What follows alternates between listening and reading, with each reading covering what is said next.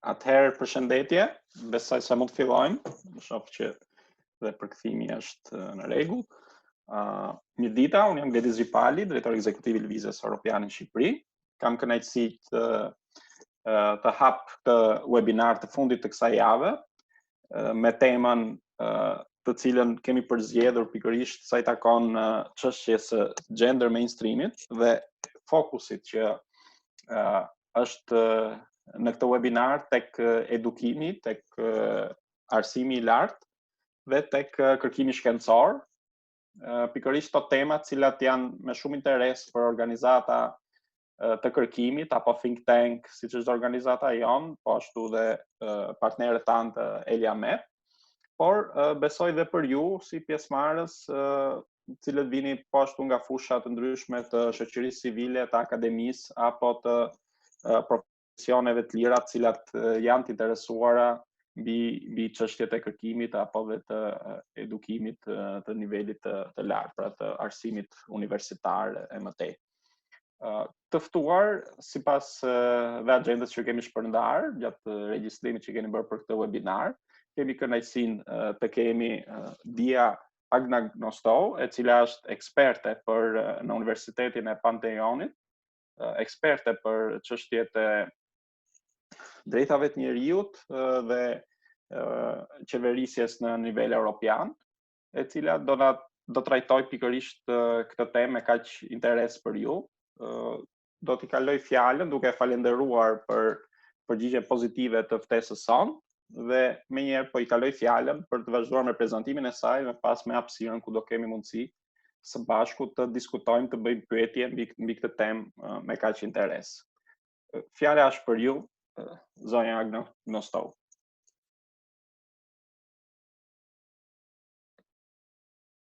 Can you hear me now? Yes, we can hear you. Okay, good.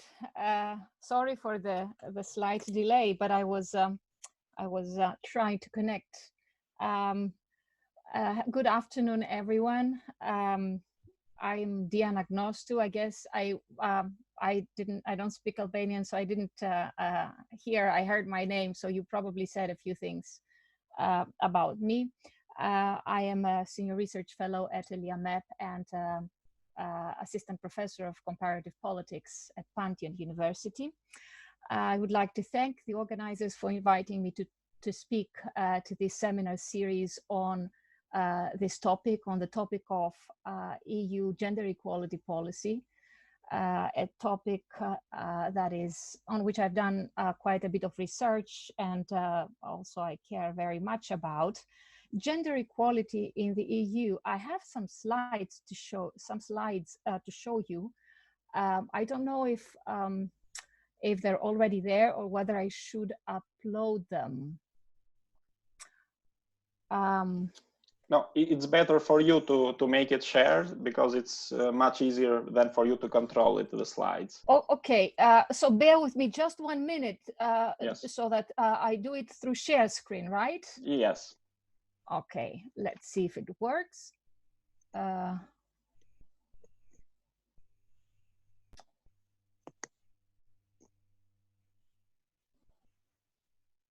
Yes. Can you see it now? Yes, we are seeing it now. Yes, thank you. Okay, so gender equality in the European Union.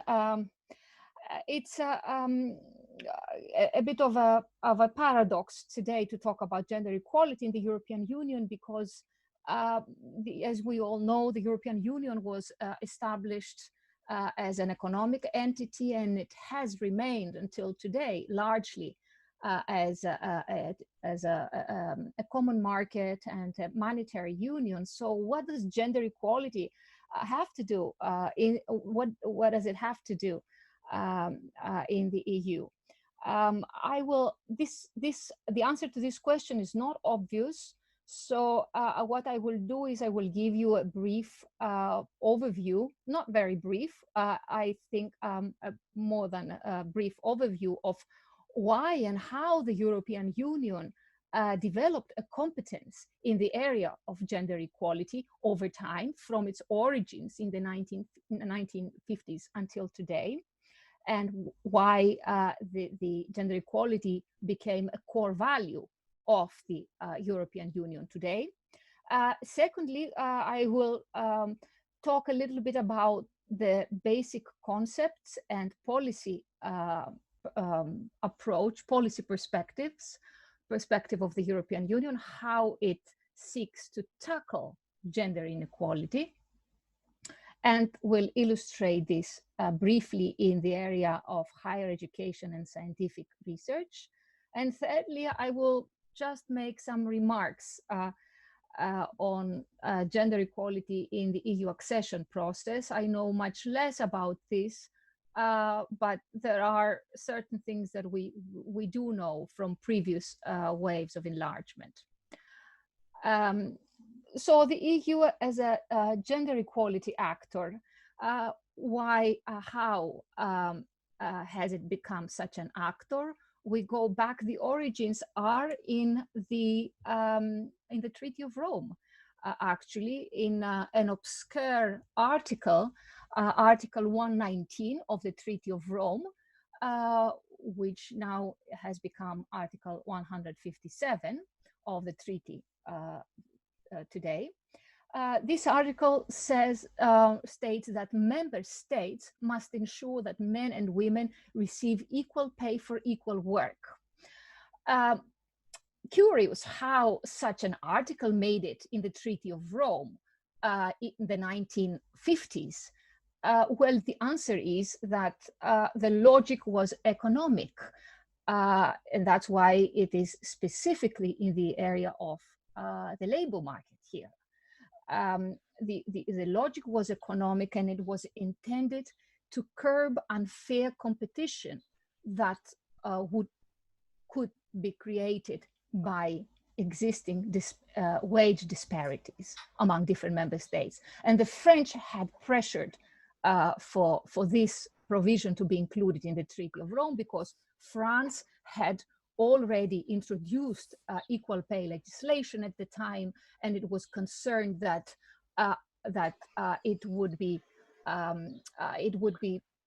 its economy would be put at a disadvantage vis-a-vis other economies that did not have similar legislation. So this obscure Article 119 of the Treaty of Rome would become later a basis, would form the basis for the evolution of the EU's gender equality policy. Let's see how the next milestone in this process was in the 1970s, when the European Court of Justice in the mid-1970s issued a very important decision, the Defren versus Sabina decision in 1975. This was a stewardess, an employee working for Sabina Airlines, the Belgian air carrier at the time, who sued Sabina for paying its female employees lower wages in comparison to its male employees for work of similar value. And it relied on this article, Article 119 of the Treaty of Rome. The European Court of Justice did find Sabina Airlines in violation of the Treaty of Rome at the time. But even more importantly, it considered Article 119 as enforceable, directly enforceable before national courts. So individuals could invoke EU EEC law before the national courts in order to seek equal pay. So still in the 1970s, that it was this EU equality law was confined in the area of employment.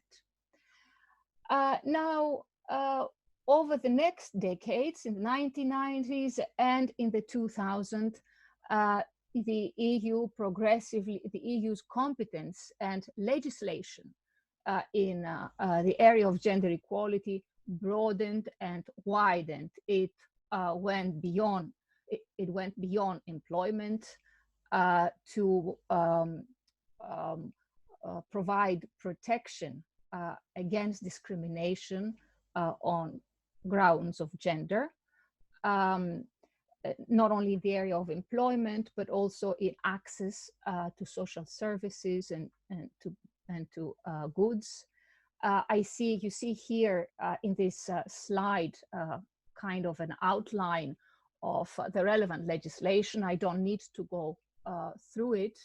I'll be happy to share these slides with you if you want.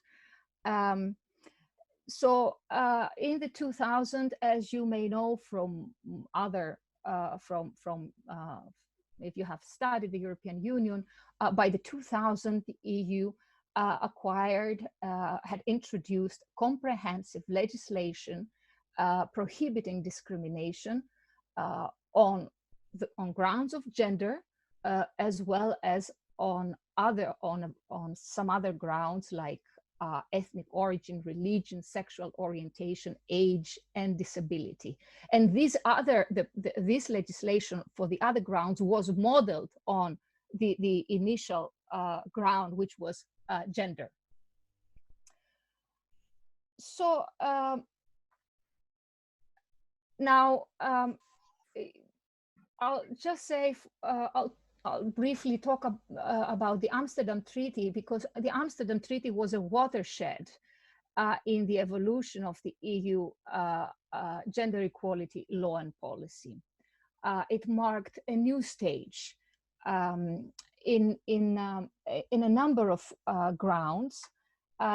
First of all, the Amsterdam Treaty acknowledged the need for positive measures to promote equality between the sexes.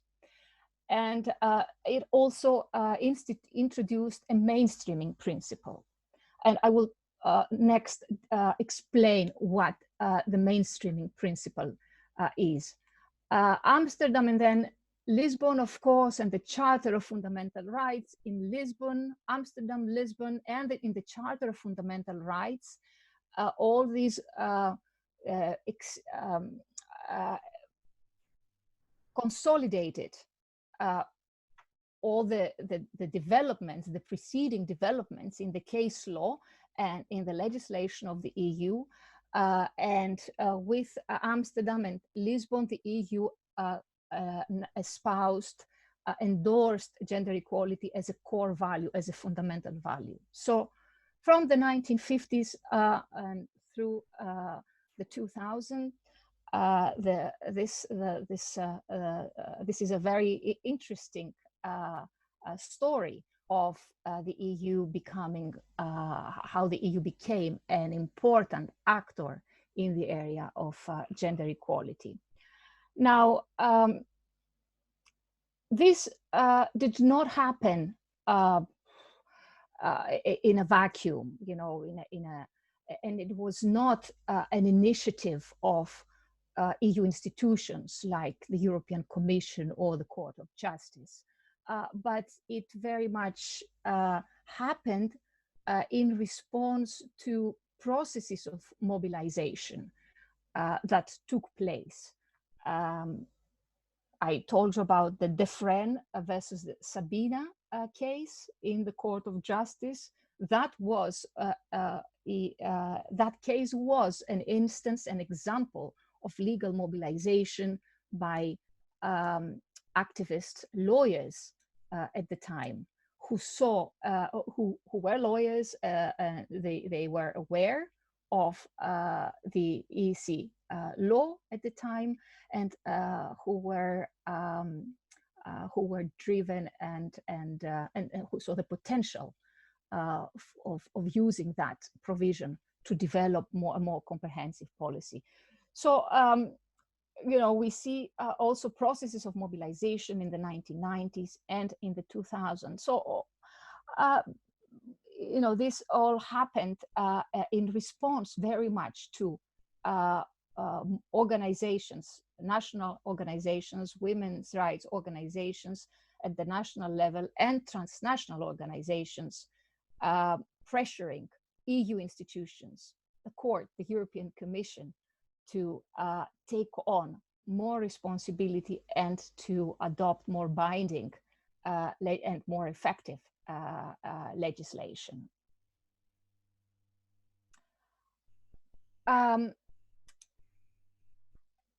So now I come to the second part of my talk, just checking the time so that I don't speak too much.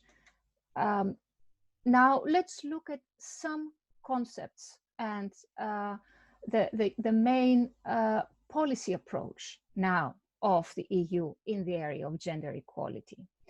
The three main shifts that I see here is whereas equality was considered a women's issue back in the 1970s, 1980s, it was considered a problem of women as a social group. Today, we have moved away from this. The EU has moved away from this to look at inequality as a phenomenon, a situation that emerges out of gender relations. Secondly, over time, the EU has moved away from looking at gender equality as from a formal approach to equality to adopting, with the Treaty of Amsterdam, I mentioned it as a watershed, to approaching it from the perspective of substantive equality. And I will explain next what I mean by this. And thirdly, the principle of gender mainstreaming, taking gender into account, not being blind to gender, but try to understand at the outset how it works and influences the different policies and what individuals, groups, and governments do. Okay. So equality, formal and substantive. Formal equality is everyone is equal before the law. All individuals are equal before the law, and they have equal opportunities. So the law, since long ago, has safeguarded this for everyone, regardless of gender and regardless of other characteristics. But formal legal equality did not bring real equality. Now we know this, and in the EU this became very clear by the 1990s. What do we mean that it did not bring legal equality, formal equality, or equal opportunities for everyone? These were not effective in changing gender, in eradicating gender inequalities. For example, women remained underrepresented in different professions. Women remained underrepresented in positions of decision-making and leadership positions. Even though they entered the labor market, they did so in mainly in part-time jobs. They remained primarily responsible for household and care work. So some certain professions remained feminized, other professions remained male dominant. So despite the formal legal equality, there have been continuing inequalities. So taking this into account, reflecting on this and responding to pressures, in the 1990s, the European Union began to espouse a new approach to equality and to espouse a substantive approach to equality. So instead of remaining blind to gender and just saying everyone is equal before the law, it realized that you need to take into account existing disparities in order to bring about change. So we need to understand how gender-specific ideas, biases, social values, different social roles, gender roles are embedded and work in the institutions, in education, in politics, in employment and the labor market, in the family, and so on. The policy implication of this different approach to equality was that it provides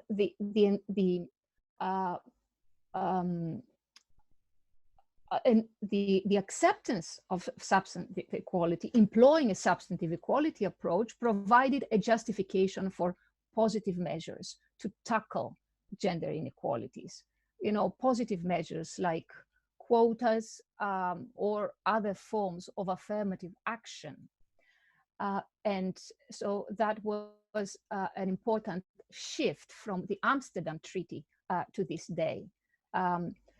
And an emphasis, secondly, another policy implication has been the emphasis on outcomes, not on equal opportunities at start, but on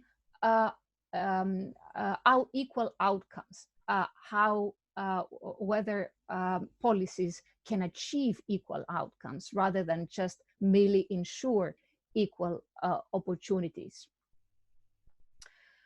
So substantive equality, and the second, the main, the key policy approach now from the 1990s onwards, and with the Amsterdam Treaty again was here a milestone, an emphasis on gender mainstreaming. Gender mainstreaming has become the core basis of the basis of the EU's gender equality policy. What do we mean by gender mainstreaming? You see in this slide, there has been a lot of analysis and a lot of debate about gender mainstreaming in the academic and in the policy literature. Mainstreaming is integrating a gender perspective into every policy and into every stage of the policy process, in preparing policies, designing policies, implementing them, monitoring budgets, spending programs. So integrating a gender perspective is taking into account how pre-existing gender differences are likely to influence the policies that the EU implements, applies, and requires member states to transpose domestically. This is the general idea of gender mainstreaming. So gender mainstreaming, it's not just legal change or equal rights, equal opportunities. Gender mainstreaming is about institutional change, changing institutions by taking into account how gender relations influence the way they operate, and trying to tackle, to eradicate the inequalities in how institutions operate. Now, let me give an example, because in the abstract, gender mainstreaming may be a bit, abstract and difficult to grasp. Let me try and give an example here of how mainstreaming applies in one area, in the area of gender equality in research and higher education. The EU has developed a policy of to promote gender equality in research and higher education over the past 15 years by applying this principle of gender mainstreaming. Why was this necessary? Why did the EU intervene in this policy and developed a policy of gender equality in universities and in scientific research? Because the problem was not one of unequal rights or unequal access, okay? But it was not a problem. Inequalities were not about outright and direct discrimination, but inequalities are the result of more subtle mechanisms and practices in how universities operate and how the process of scientific research works. Of a process, I mean, from the way projects are being evaluated, the way candidates are being assessed, the way the criteria and the practices around promotion in the university. For example, even though we have equal opportunities for women and men in the academic profession, we know that we have equal opportunities, not because, of course, the legal rights are equal, but also in most European countries, in most EU countries, women and men start from a similar position, in the sense that those who receive doctorate degrees are roughly 50-50 are men and women. But as they advance in their profession, in the academic profession, as you go into higher positions in the academic profession, from lecturer to assistant or associate professor or full professor, as they advance, the number of women declines, the percentage of women declines, and whereas the percentage of men is higher. So there is a growing gap, even though they start from similar positions. As they try to make it in the academic profession, a gap grows between the two.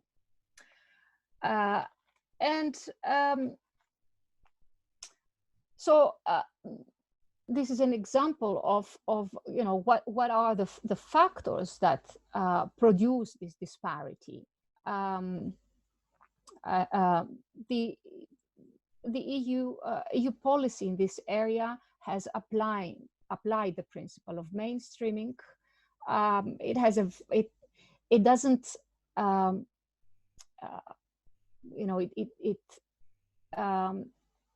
it includes certain guidelines that member states are invited to apply at the national level, to comply with and apply at the national level.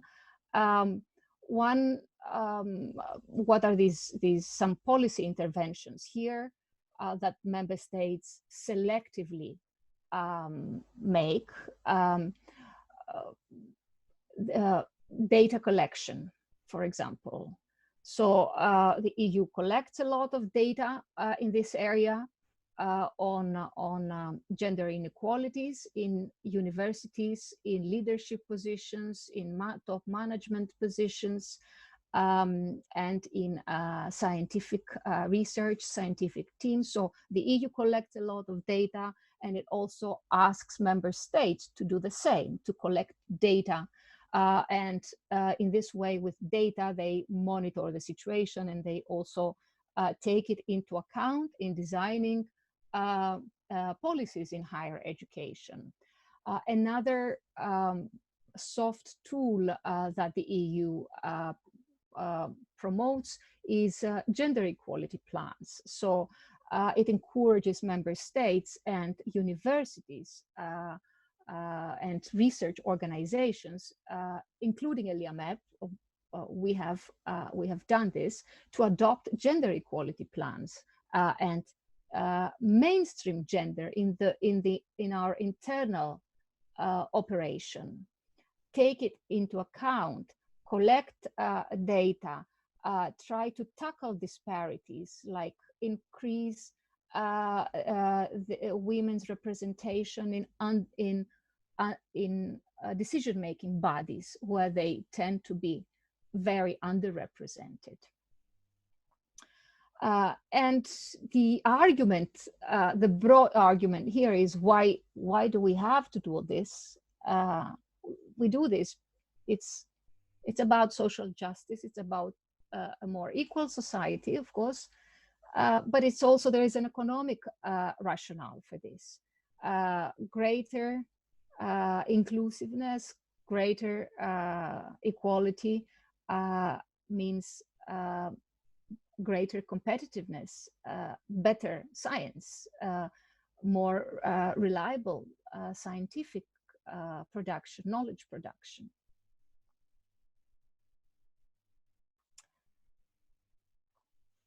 Okay, I have, I think, 5 or so minutes, 6 minutes more.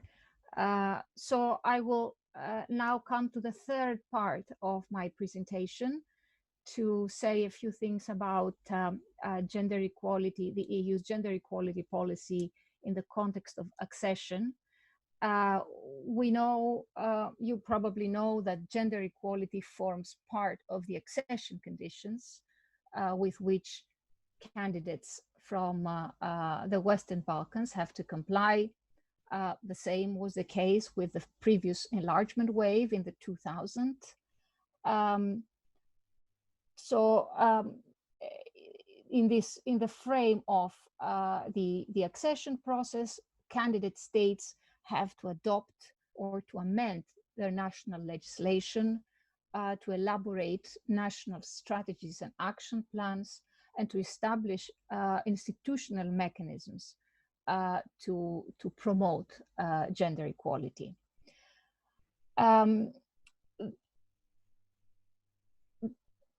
Probably, I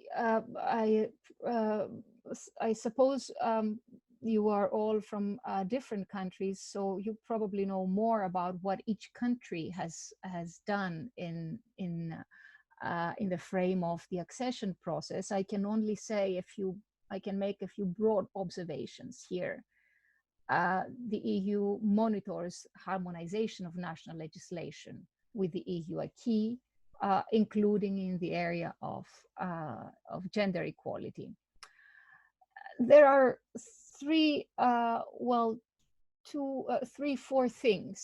four points, I think, here. First of all, the EU has made an important contribution in this area, in the accession countries. Like I said, I'm not an expert. I haven't done research on this, but it's my impression from what I've been reading. The EU has made a contribution by requiring member states to introduce gender equality legislation and to harmonize their national legislation with the EU anti-discrimination directives and the soft policy tools in this area. So this is an important contribution. Secondly, the candidate states have introduced new institutional mechanisms like gender equality bodies to work in this area, and also national action plans for the advancement of gender equality. At the same time, there has been a great deal of criticism here that even though on paper there is significant compliance with the EU legislation, there is sluggish implementation, there is problematic enforcement, and ongoing gaps in legislation. And I can speak to this point from thinking from the case of Greece, if you want to talk about this further when you ask questions. And another positive, on the positive side, the EU's gender equality conditionality has empowered women's organization at the national level. It has given them leverage to pressure national governments to do more things in this area. It has also given access to EU funding for projects in this area.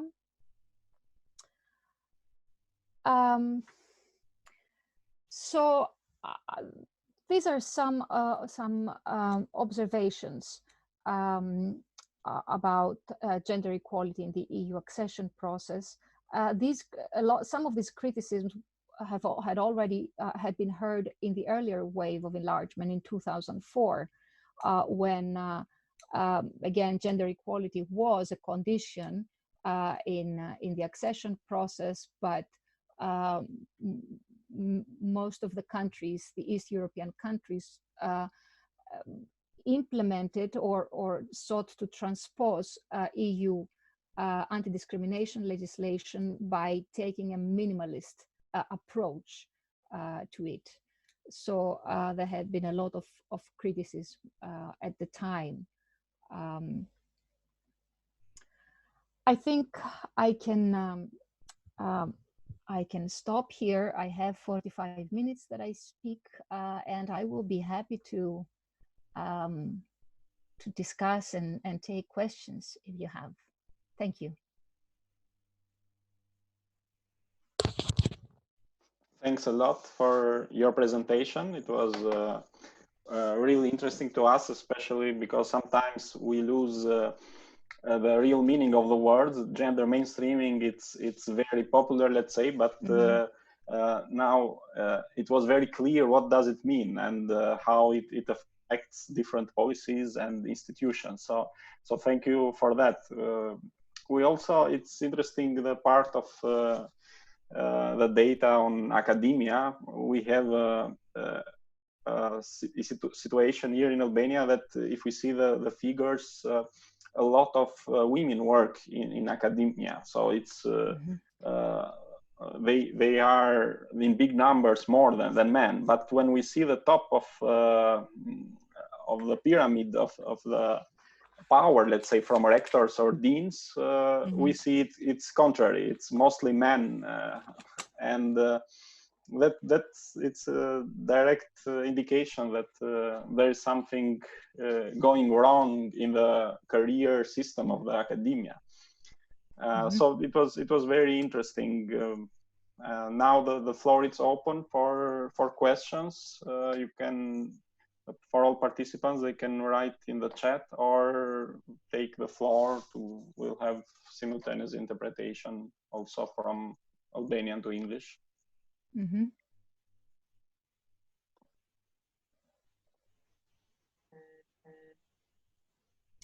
I'm trying to look at the chat where it is. Yeah, for the moment we do not have questions in the chat.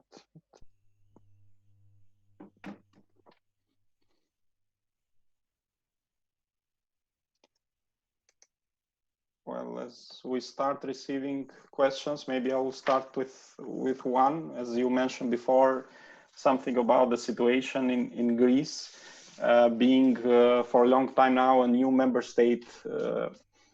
Is there any figure or data how this change in the legislation and practices at the EU level has affected Greece positively regarding the gender issues? Mm-hmm. Okay. Should I? Okay, I see here that there is a couple of. No, that's a. Should I respond to this, or should I wait to? I think yes, as we received the first question and another one, but maybe I think it's better that you start with this question, and then in the meantime we receive other questions.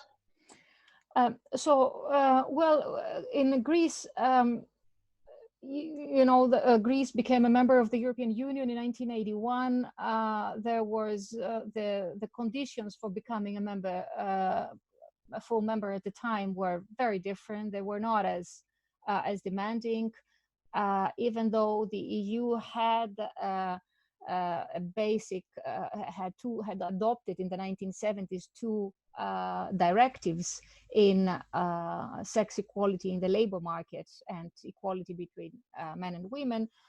It was still its action and legislation in that area was still limited. So at that point, when it became a member, gender equality really did not play any role in the accession talks.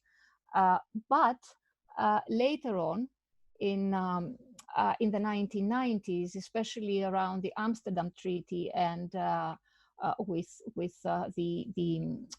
some important decisions by the European Court of Justice in the mid-1990s, which recognized positive measures, the importance of positive measures. The EU action in the area of gender equality was critical in the following respect. It was critical in that it provided leverage, inspiration, but most significantly political leverage for women's organizations in the 1990s to campaign for and succeed in changing the constitution, in amending the constitution in the late 1990s. So in 2001, the amended constitution that was adopted included a provision on substantive equality. I talked about this in my presentation. It recognized that positive measures do not violate equality, are not a breach of the principle of equality, but positive measures may be necessary to achieve substantive equality. This was very important, and even though the EU did not require this in any way, the EU was not an actor in the domestic constitutional reform process at the time in the 1990s. All the work that it was doing, the institutions, the European Court of Justice, the European Commission, the European Women's Lobby that had been established, it gave the idea, the inspiration, and the leverage to Greek women's organizations to push for this change. So I would say that this was the most important impact of the EU. Now, in terms of policy,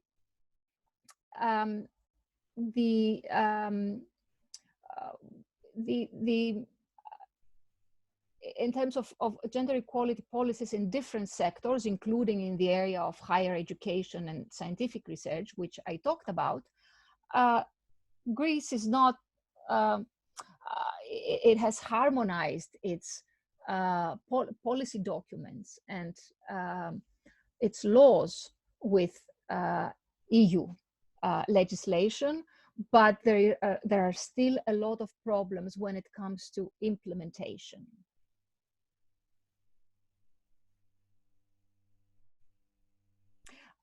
Thank you. We now have some questions in the chat area.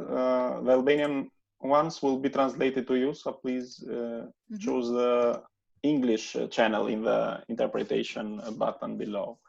Let's see how I do this. Chat. No, it should be next to the share screen button.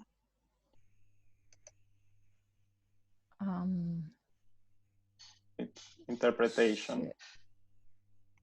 I don't see interpretation here. Where is it? It should be in the main screen of the Zoom. Sorry about this, but no problem. I'm afraid I can't see it. I can see the chat, but I can't see the interpretation. No, it should be on your main screen when you close to the share screen or participants. Okay, participants, and then mute. Sorry, I can't find it. Maybe you should stop the share screen. Okay, let me stop share. Okay. And okay, so where do I look now for the okay, interpretation? I found yes, it. English. Okay, perfect.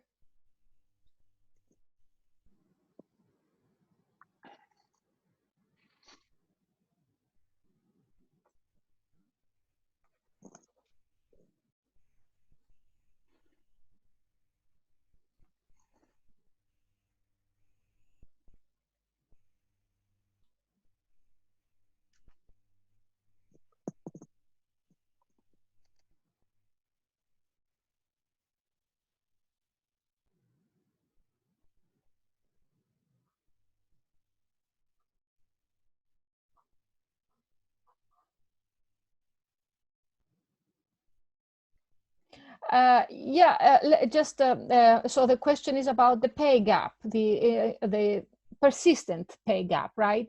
Of 60%. Sounds a bit large, the 60%, but there is, of course. Is the question in general about the pay gap and what can we do to redress the pay gap?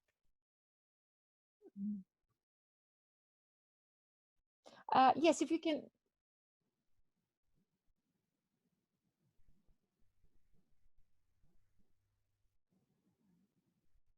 Mm-hmm.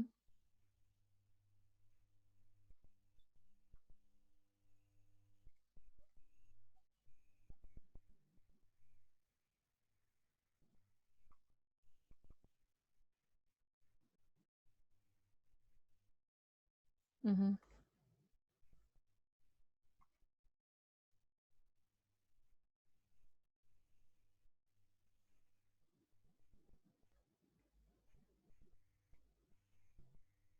Mm-hmm. Okay. I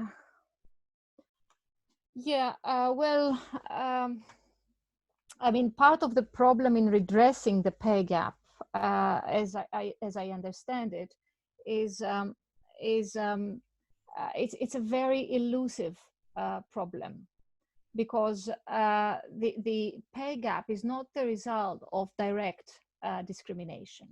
Okay, it's not because women are there are no laws. There are no laws that sanction differential pay for women and lower pay for women in comparison to men. Instead, the pay gap is a result of other kinds of practices. For example, the pay gap result is the result of how you define, how you describe jobs, how you do the job descriptions. It's how you value the different kinds of work that people do. The pay gap is the result of results out of the tendency to undervalue professions, kinds of work, jobs that women do in comparison to those that men do. So it's the result of indirect discrimination. Okay, it's not about direct discrimination, which cannot legally. It cannot stand, direct discrimination of different pay levels. So as a result of indirect discrimination, it's very difficult, elusive, and difficult to tackle. What can the EU do? The EU does different things. I mentioned before the data. It monitors the problem constantly with the reports that EU agencies issue. It also it encourages member states to adopt positive measures. You probably know, you may have heard how that the European Union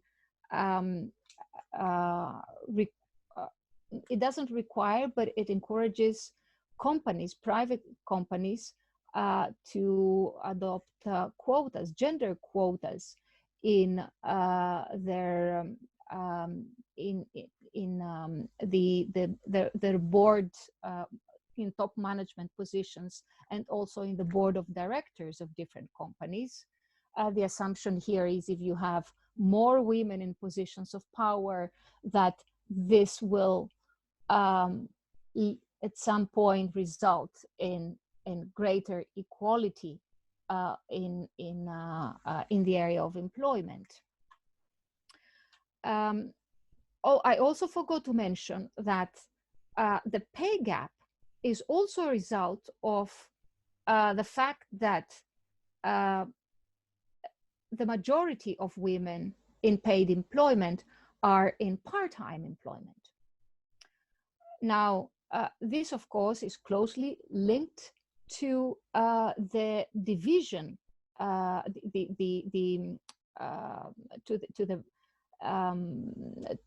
the relationship between work and family life. It's well known that women continue to be primarily responsible for housework and for care work, child care, elderly care. So you see, it's a very complex and difficult issue, the issue of persistent pay gap on grounds of gender. So that's what the EU has. I mentioned a few things that the EU does. Now, women are paid less than men in private education. You mean in private universities, right? I can't hear. I assume yes, the question is about private universities. Yeah, universities. Again, is it? I suppose this is not because women are directly discriminated here, right? I mean, why are they paid less? Is it because the jobs, the positions that women usually take are described differently? Or do they tend to have positions lower in the hierarchy. So one has to look at why are women paid less than men here. Is it about balance between family and work life? Is it about how jobs are described, or is it about at what level of the academic hierarchy women work? So one needs to understand this in order to offer solutions.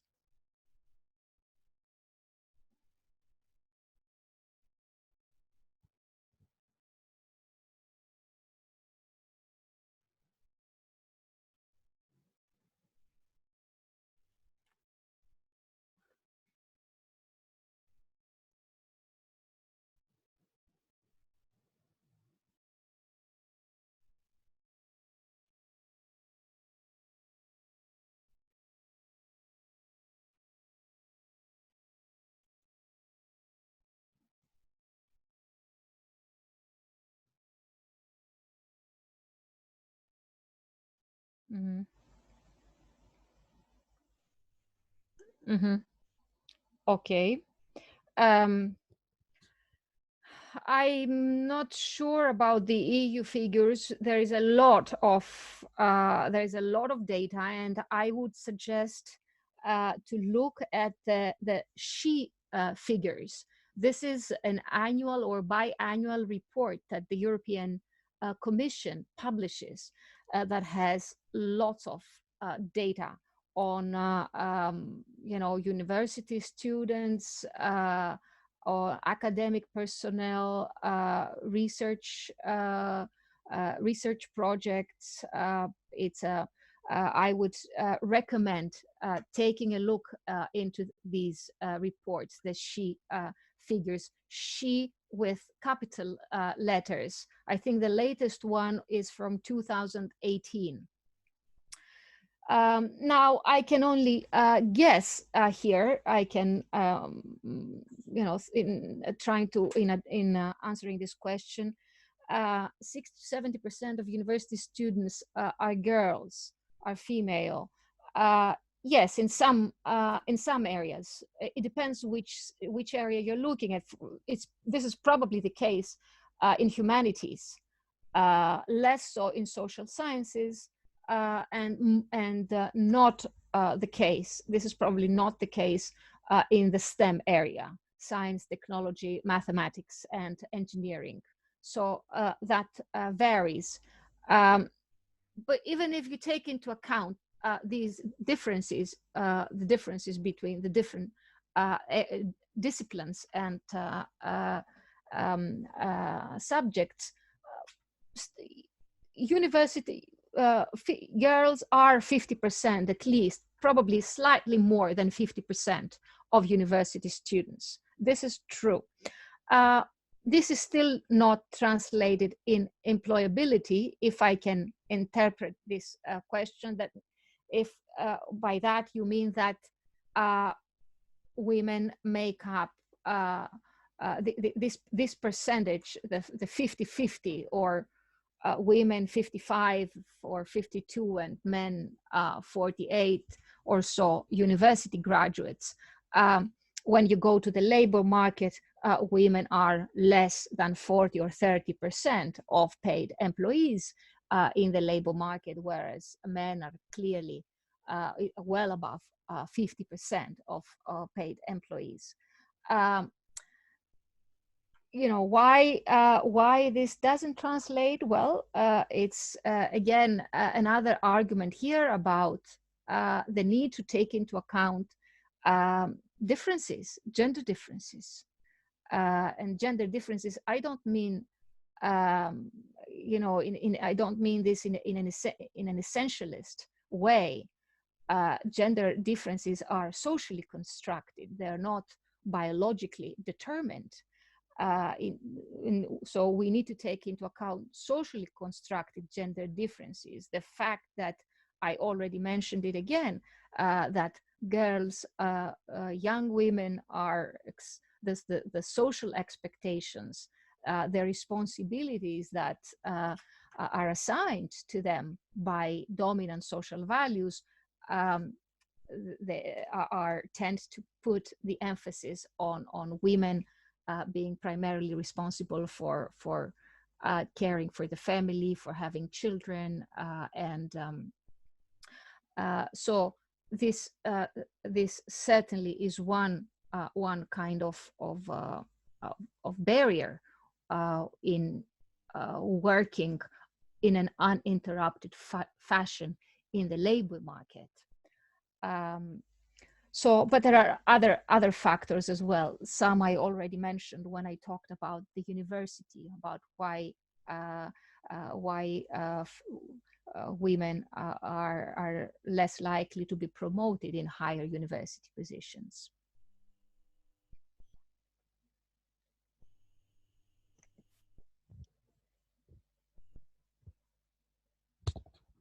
I can't hear. Can you hear me? I can't hear you. No, now we have two questions in the chat which are in English. I don't know if you can check it. Let me see now if I can. Okay.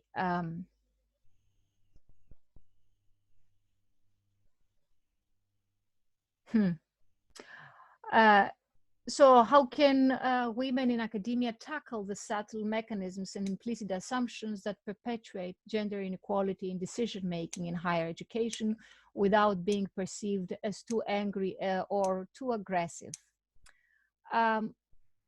This is, there are, how can they can, it's better they can do so more effectively if they are in an institution, in a higher education institution that acknowledges these subtle mechanisms and these implicit assumptions, and that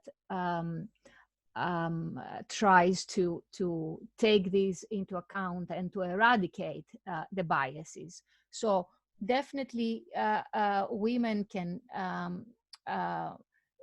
confront more effectively gender biases in a university system and in university organizations that are open to this, that talk about the gendered assumptions and the gendered practices, and that universities that have adopted gender equality plans and collect data and have bodies and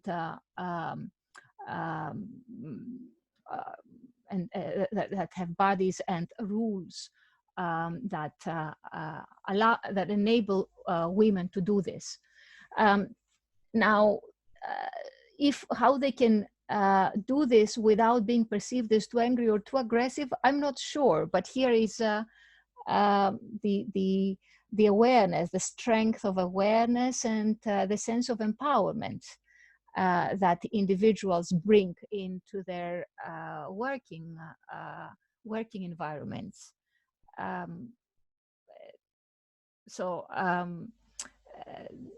You know, confronting biases, confronting such assumptions, the assumption that women are aggressive when they are when they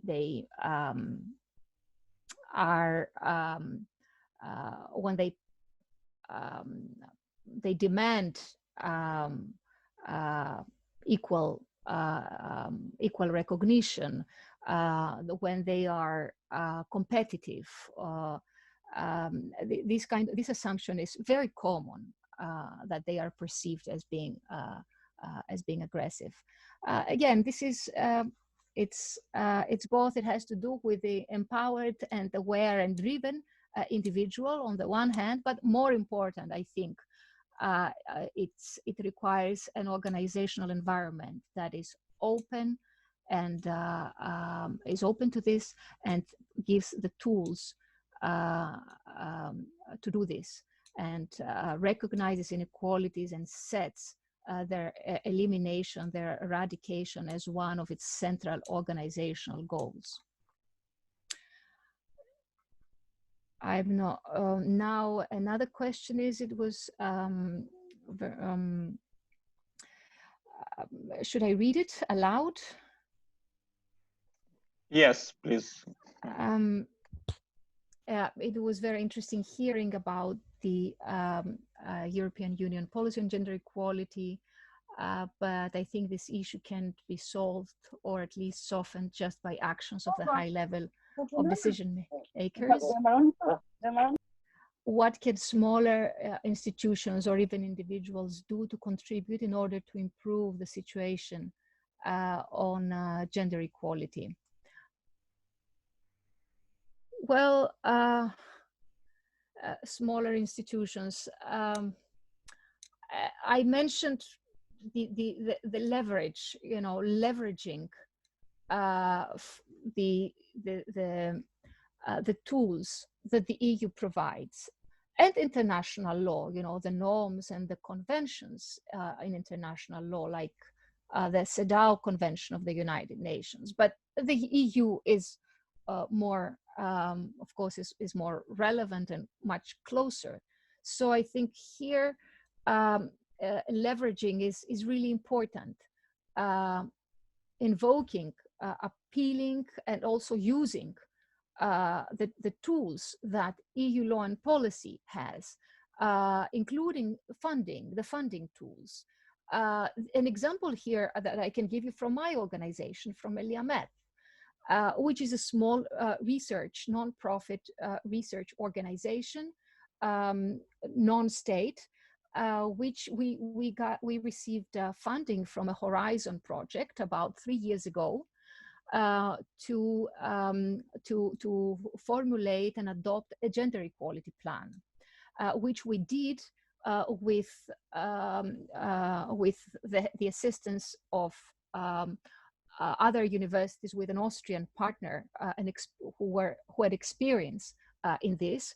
So as a small organization, we liberal, progressive organization, but without we didn't have a gender equality policy. Over the past 3 years, we have developed one. We adopted a gender equality plan. We have already brought significant changes in the way the organization operates internally. We changed the internal rules of operation and established gender equality as a key value, as a key organizational value. We have created a data collection system. We advocated greater representation of women in our board of directors, and succeeded partly in convincing the top management to bring new members, the new members of the board of directors who were women. So and we did a number of other changes. So it is an example of what a small institution, using the opportunity of the EU and the funding that that is provided through the Horizon program. There are other programs as well, to bring organizational change within within Eliamet.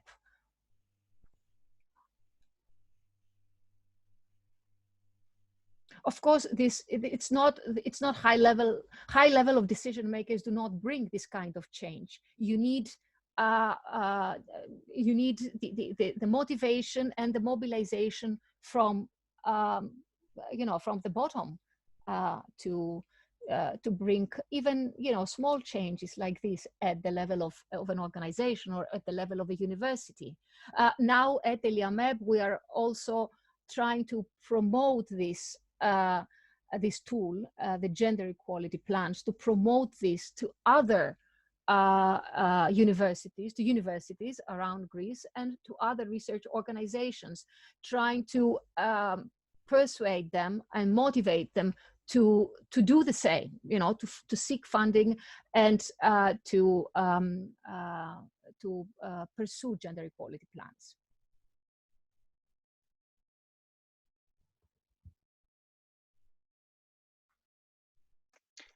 Well, thank you. As I see, we don't have any more questions or hands raised. So let me thank you again for your presentation and discussion that followed. It was very interesting, and also we got a lot of information. We will send afterwards your presentation to all the participants, because it also included good references for every one of us who want to follow up and to see, to check with legislation or strategies that were mentioned there, especially at the EU level. Absolutely, I would be happy to provide you with resources or references. You know, anyone who is interested, please do get in touch, and I can suggest resources. I will just write in the chat the SHE figures, which I mentioned earlier. Thank you.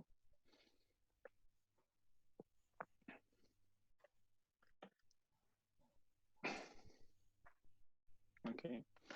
So thank you, and hope we'll have again the opportunity to this similar kind of cooperation, not only between the organization, but also at individual level. I know that we have, as participants, many researchers who deal with gender issues. So thanks a lot for this opportunity, and then looking forward to future cooperation. Thank you very much. It was a pleasure for me. Thanks a lot. Atëherë do të vazhdojmë me pjesën tjetër të aktivitetit sipas agjendës, ku do të kemi kolegen Nirvana Deliu, e cila do të prezantojë gjetjet e studimit të bërë nga zoti Dimitar Beçe në lidhje me eksperiencat pozitive, por dhe ato negative në procesin e zgjerimit të Rumanisë dhe Bullgarisë, sidomos parë dhe nga këndvështrimi i aktorëve të ndryshëm, përfshirë shoqërinë civile, se si ata mund të kontribojnë e mund të marrin pjesë në këtë proces. Sigurisht që kemi parasysh që procesi i zgjerimit të këtyre vendeve ka ndodhur në 2007, pra ka kaluar tashmë një periudhë relativisht të gjatë, do të thosha, dhe situatat janë disi më ndryshe, por prapë ne shohim ngjashmëri, cilat na shërbejnë për procesin ton të antarësimit, për të mësuar nga ato praktika pozitive apo për të shmangur ato praktika negative, cilat më pas ndikojnë dhe në procesin dhe mbas antarësimit, se sa një vend është i aftë për të qenë konkurrues në nivel europian, pra për të përfituar sa më mirë legjislacionin europian, për ta vënë atë në zbatim, që është dhe pjesa më e rëndësishme, do thosha, dhe ajo pjesë ku vendet e Ballkanit çalojnë më shumë apo kanë problematika më të theksuara, ndryshe nga vendet e Europës qendrore, të cilat kanë pas një zbatim më të lehtë të legjislacionit dhe politikave europiane. Nirvana, fjala është për ty. Faleminderit Edis, përshëndetje të gjithëve. Mirë se u takuam sërish së bashku, këtë herë me një prezantim të një tjetër punimi.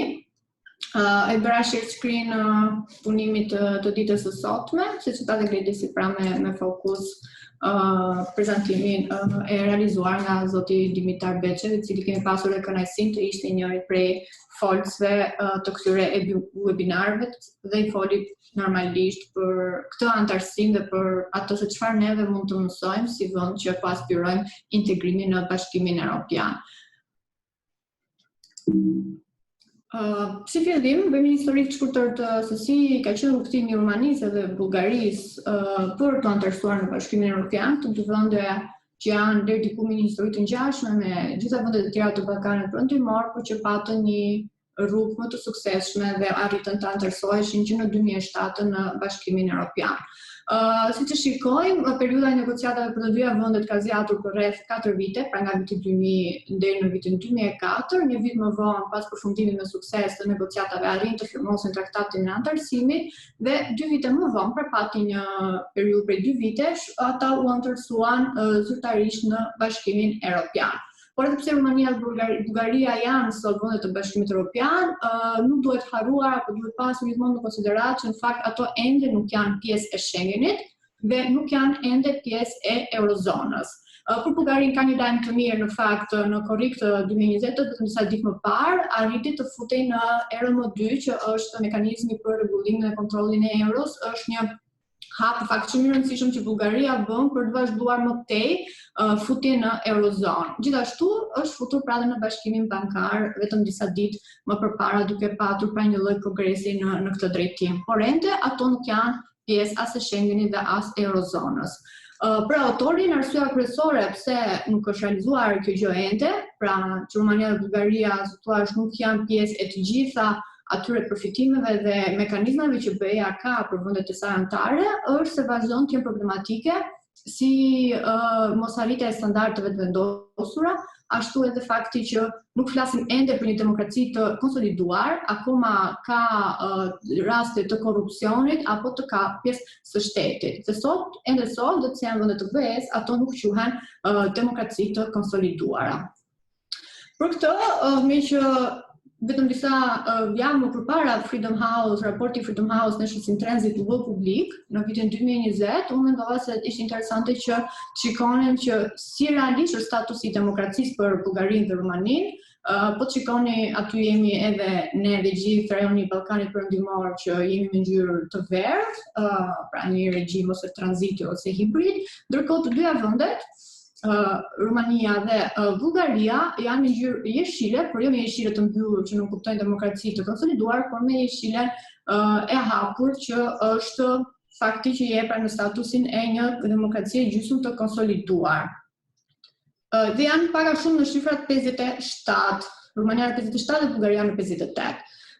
Ndërkohë, po të shikohet trendi, vihet re që në rastin e Bullgarisë kemi një keqësi pra me një pikë, ndërkohë që për rastin e Rumanisë nuk ka ndryshim nga viti i kaluar, pra statusi dhe pikët janë të njëjta. Pra, nga kjo vërmre pra që edhe nëse një vend i Bashkimit Europian dhe mund të kesh arritur në një moment caktuar një standard të demokracisë, nuk do të thotë që ti mund mos keqësohesh rrugës, siç është për shembull rasti vendeve tjera si Polonia dhe Hungaria.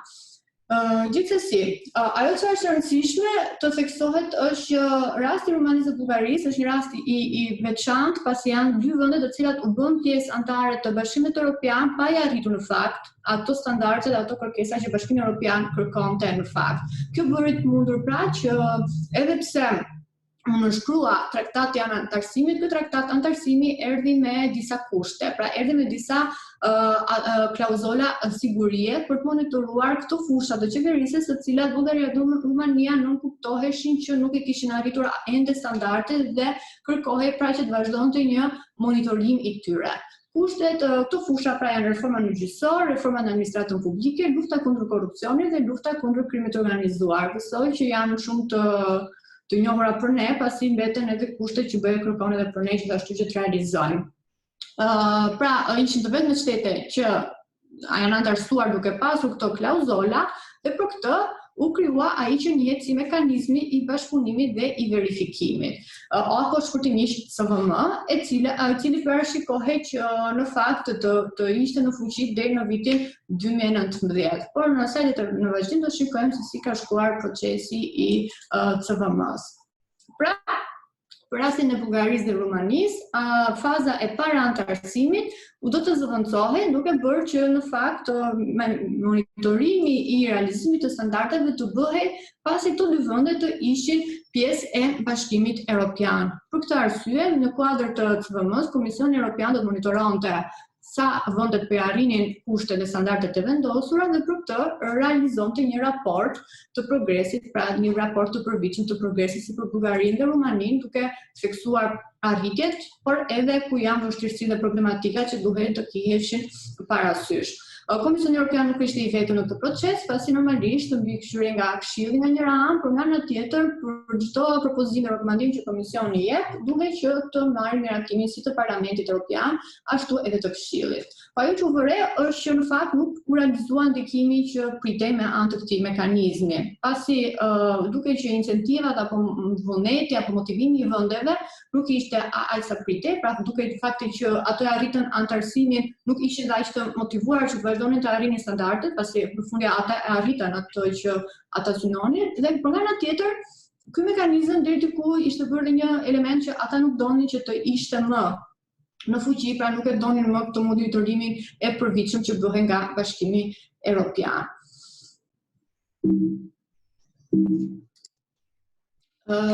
Ndërkohë, nga ky arsye, pra duke parë që CVM-ja nuk po shkonte ashtu siç duhet, atëherë Bashkimi Europian bëri pikërisht atë që thamë përpara, që vendosi që kushtet duhet të realizohen nëse Bullgaria dhe Rumania duan që të futen në Schengen dhe në Eurozonë. Pra, antarësimi në BE nuk mund të zhbëhej, por ama mund vendosi një lloj muri për Bullgarinë dhe Rumaninë për antarësimin dhe për progresin e tyre në Schengen dhe në Eurozonë. Në publikimin e dokumentin e realizuar pra nga zoti Beqev është tekstuar që në 2019 pritet që CVM-ja të zëvendësohej me një mekanizëm të ri, ai që njihet si Scoreboard of Justice, i cili komisioni tashmë do përpiqet që ta publikojë çdo vit, por duke qenë që, siç tham, probleme me demokraci dhe me drejtësi nuk ka vetëm Bullgaria dhe Rumania, por edhe vende të tjera të Bashkimit Europian si Polonia apo Hungaria, është parë që tashmë vlerësimi se si po ecë, se si përruhet standardi i drejtësisë të bëhet për të gjitha vendet e Ballkanit Perëndimor. Por në raportet që janë publikuar vetëm në tetor të 2019 në kuadër të CVM-s për Bullgarinë dhe Rumaninë, përfundimi i komisionit është që nuk është ende koha që CVM të hiqet. Pra, nuk dihet se kur mund të jetë tashmë periudha apo afati që CVM nuk do të jetë më në fuqi, por 2019 nuk është më deadline për këtë mekanizëm. Pasi sipas këtyre dy raporteve, edhe pse vjet re sidomos për Bullgarinë një lloj progresi pozitiv, për Rumaninë ka akoma disa elemente që janë shqetësuese dhe nuk mund të bëjnë dot heqjen e këtij mekanizmi. Por nga ana tjetër, Komisioni po e realizon edhe scoreboardin e drejtësisë, apo si mund të themi një raport vlerësimi për drejtësinë për të gjitha vendet e Bashkimit Europian. Edhe ky në fakt është një raport që është publikuar vetëm disa ditë më përpara nga Komisioni Europian dhe nga Bashkimi Europian, për këtë arsye mendova që mund të ishte interesante që të ndaja edhe me ju për të parë që ajo që në publikimin, pra në studimin e zotit Beqev theksohet pra që Bullgaria dhe Rumania kanë probleme sidomos me shtetin ligjor, me sistemin e drejtësisë, për të parë a është e tillë edhe sipas vlerësimit që bën Komisioni Europian. Këtë shikoni tabela pra përfshin të 27 shtetet e Bashkimit Europian. Është vlerësimi që bëhet në fakt nga perceptimi që ka publiku i përgjithshëm pra në lidhje me pavarësinë e gjykatave dhe të gjyqtarëve për secilin vend, dhe ku vlerësimi mund të jetë shumë i mirë, deri diku i mirë, deri diku i keq, apo shumë i keq, apo nuk e di. Janë nga viti 2016 deri në 2020 vlerësimet, por nëse shikojmë pra Rumania dhe Bullgaria janë dy vende të cilat ndodhen pothuajse në fund të listës. Pra, si dy vende që në fakt vlerësimi për pavarësinë e gjykatave dhe të gjyqtarëve në fakt mbetet negativ. Pra, ose shumë negativ ose deri diku negativ. Duke bërë pra që është vërtet për të theksuar pjesa që këto dy vende kanë akoma problematika në lidhje ku vi fjala në lidhje me sistemin e drejtësisë dhe pavarësinë e gjyqësorit. Ndërkohë, nëse pyetja e dytë e këtij raporti ka qenë në lidhje ata persona që kanë vlerësuar keq ose shumë keq pavarësinë e sistemit gjyqësor, cilët mendojnë që janë arsyet që sistemi gjyqësor nuk është i pavarur. Tre arsyet kanë qenë: më i shile është fakti që vetë pozicioni i gjyqtarëve nuk i garanton atyre pavarësinë, fakti që ka një ndikim apo një presion nga interesat ekonomike, apo një me të kuqe, pa një rozë le në fakt është ndikimi apo presioni që vjen nga qeveria apo nga politikanët. Dhe këtu ngjashëm me tabelën tjetër, Rumania dhe Bullgaria ndodhen në fund të kryesimit, pra si vende që mendohet pra që pavarësia e gjyqësorit preket nga këto tre elemente, dhe elementi që është përzgjedhur më shumë nga qytetarët si Rumu dhe Bullgar është pikërisht ndikimi apo influenca nga aktorë politik, por edhe nga ata ekonomik, dhe më pak është vetë fakti që nuk ekzistojnë mekanizmat e dur për të garantuar pavarësinë e gjyqtarëve. Ndërkohë, mendova që ta ndërprisja këtu diskutimin për ta vazhduar prezantimin herën tjetër që do jemi bashkë për të parë pastaj se kush janë arsyet që kanë çuar në fakt që Bullgaria dhe Rumania nuk ka një sistem gjyqësor të pavarur apo një shtet ligjor të fortë, dhe më pas për para aktorët që kanë luajtur rol në këtë, dhe si përfundim gjithë rekomandimet edhe leksionet që autori na paraqet që t'i kemi parasysh dhe ne si vend aspirant i Bashkimit Europian në lidhje me forcimin e demokracisë dhe me progresin e anëtarësimit në Bashkimin Europian. Siç e dini tashmë, normalisht jeni të mirëpritur si për çdo pyetje që mund keni, por edhe ndonjë koment që keni dëshirë ta ndani me neve. Unë ju falenderoj.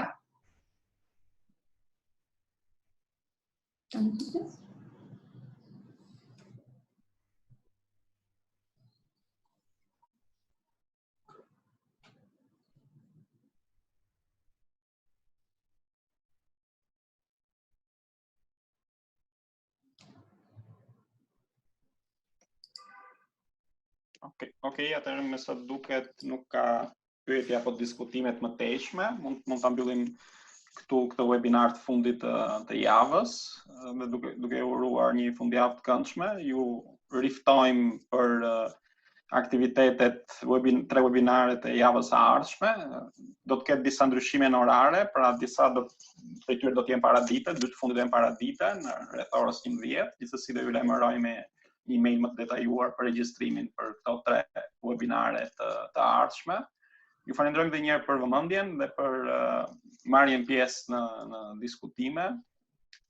Miru takofshim në webinarin e ardhshëm. Mirupafshim.